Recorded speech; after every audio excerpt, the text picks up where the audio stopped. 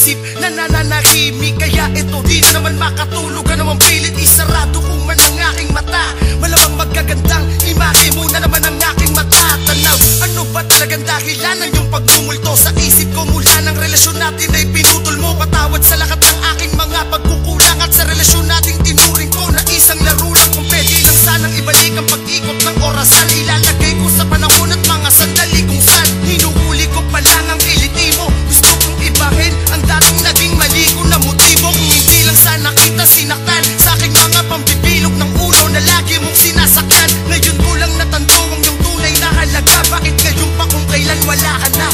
Kung may babalikan man ako sa aking nakaraan, ay hahanapin ka at muli sa'yong ipadarama ang aking pag-ibig na dating nagkulang.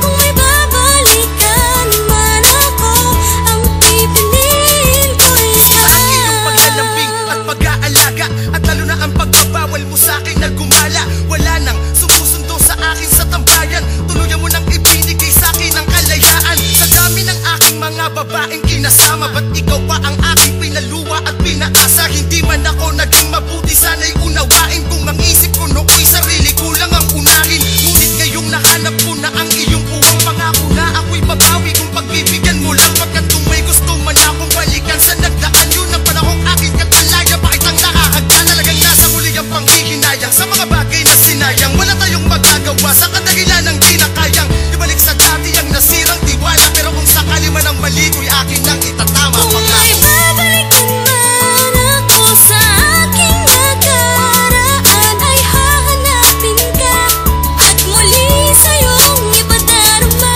ang aking pag-ibig na dating nagkulang.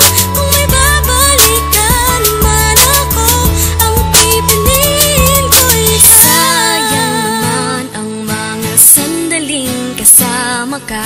Kung hindi ko lang sana sinaktan ang puso mo, di ka nadala sa aking mga pagkakamaling paulit-ulit kong ginagawa. Kung may babalikan man ako, walang iba Hanggang sa kundi pagbabalik ikaw. tanaw na lamang ba ang pusong nangangamba na dati